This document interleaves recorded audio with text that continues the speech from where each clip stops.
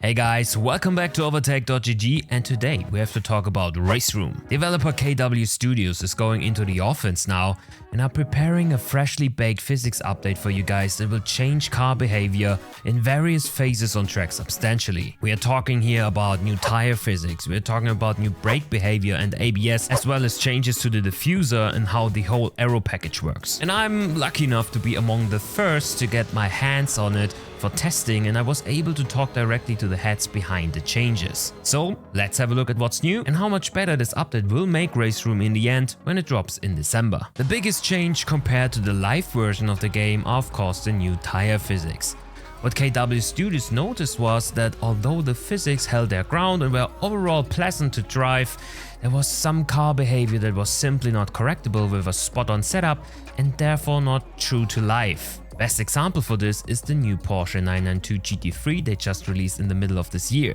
A beautiful car, but with loads of understeer under power. And yes, that's a driving characteristic you would expect from a Porsche 911 GT3 car, because it's quite heavy on the rear due to its engine placement, but usually you can just drive around this issue. But in Raceroom this was not really possible, because the front tires were just not producing enough grip. The solution in the esports scene was to go for a super stiff setup and drift the rear around the turns, accompanied with super negative camber on the fronts that maximize the grip unrealistically. The solution for better sim racing videos though on your YouTube is a click on the like button to subscribe and ring the bell for mobile notifications, but you already knew that, right? So KW digged into the code of their tire physics and they found some placeholder data from yesteryear, which they now replaced with real-life data they gathered from tire manufacturers and teams. The result is a transformed racing experience and way more grip and control overall.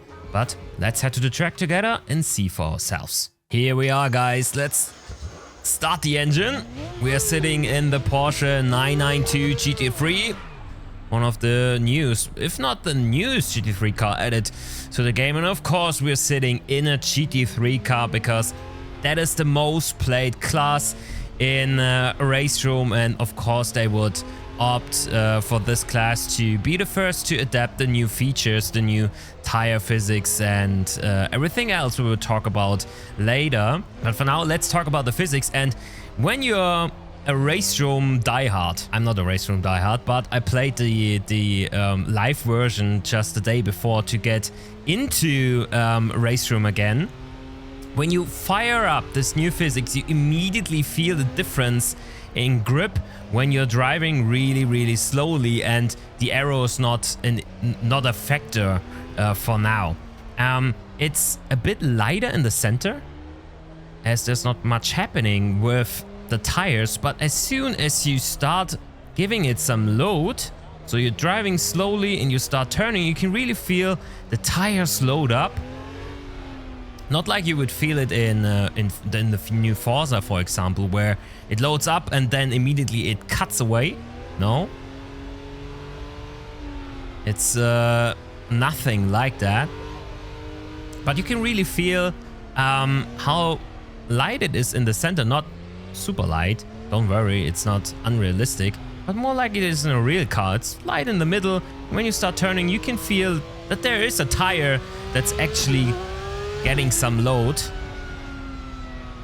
And I think Hatzenbach, the corners we are in right now, is really perfect to test this, just because you can really feel how the tire starts loading in those rather slower corners. Flugplatz. And as well here you can really feel where the grip lies with this new tire model update. And overall, the biggest thing you will notice with tire model version 5, they said, is it already, is that there's overall just more grip. In every face of the corner, the car is gripping up more, especially the front tires, where you can really drive aggressively. Even there, you saw how much I was accelerating out of the turn and didn't have to fight the typical Raceroom understeer that the Porsche has, with the, as I already explained, having the weight on the rear wheel axle pushing down the car, lifting up the front, reducing the grip on the front, And yes, this characteristic of the Porsche is still there, but it's so slightly now. You can really... I was flat there, because I have traction control pretty high. So there's not a lot of wheel spin. But the understeer is almost reduced to a minimum. Which makes the new GT3 cars super easy to drive, super easy to pick up and hard to master, because now everything that's stopping you from becoming a really fast driver is track knowledge and execution. Just hitting lap in, lap out, every apex perfectly, and nailing your entries and exits. But driving wise, the car's super forgiving and has tons of grip. Tons of grip. Just watch how fast I can take every turn without having to wrestle over or understeer at all, which is...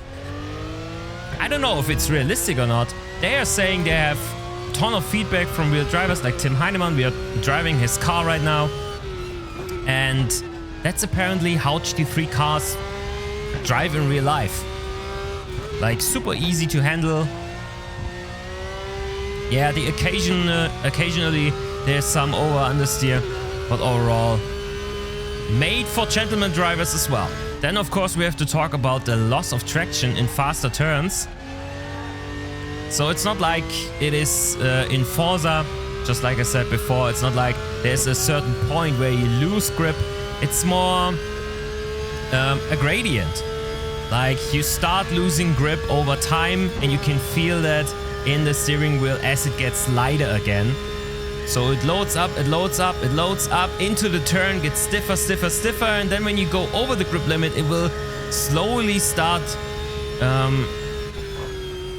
getting looser again, giving a good indication where the level of grip lies and what the tire is actually doing. And one of the bigger things is it's just more dynamic overall. It's not like, hey, we have this static corridor of grip levels for the front and the rear, and no matter where we are on track, it's basically all the time the same. No, every tire stands on its own, stands for its own, with the camber levels, with how much downforce is pressed on the individual tire, and it will lead to a very different driving experience overall than it was before, and gives you more control also riding curbs. It's one of the big things that wasn't the initial task at hand, so that wasn't the plan to get a better curb riding experience out of this, but that's what happens. And this whole problem in Raceroom, where you go over a curb, you hit it the wrong way, and you just spin out, it's gone. I haven't had one instant where this happened, where I was riding a curb and just got a hit and was gone for. The only time actually I spun the car in all the testing I did was at Radillon, where I was going over the curb, and I think I bottomed out just a little bit, or at least on the highest bit of Radillon, just lifted a little bit off the ground, lost traction, and when I got back down to earth, there was a possibility to control it, couldn't catch it, and then spun out. Spectacular feedback, I would say.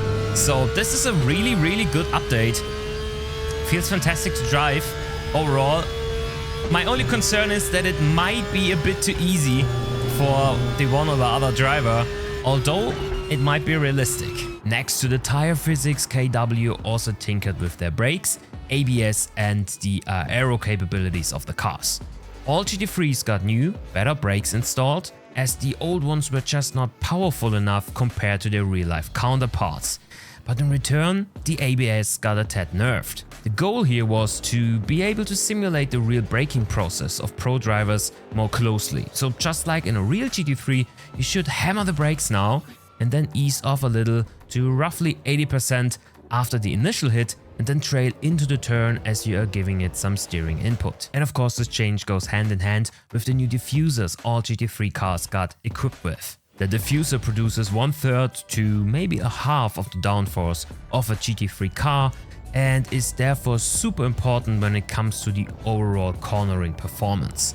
In the old implementation, rake, so tail up, nose down, would only give you more downforce, and running the car lower to the ground would only give you more top speed, with downforce increasing with speed and dropping when driving slowly. Now this is more dynamic as well, with downforce increasing the closer you get to the ground until you bottom out, of course, and then it switches off. So porpoising is a thing now in Raceroom, yes. But also front to rear axle balance is being influenced by this quite heavily. So rake can really influence how much grip the front can produce and how reactive the rear reacts to steering input.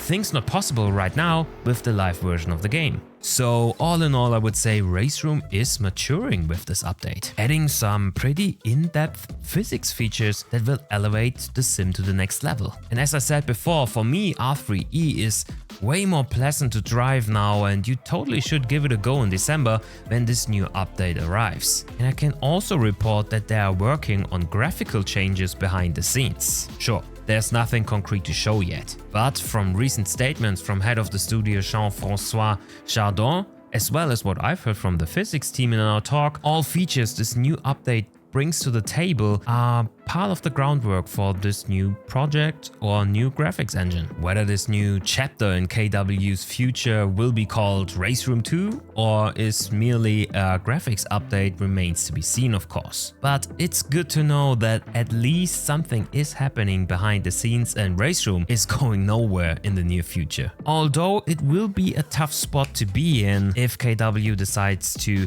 remain with the same platform for Raceroom, because there are a lot of brand new games just around the corner. And you can find a list with all of them attached on your screen right now. But that's it from me today. Thank you so much for tuning in and see you next time around. Cheers!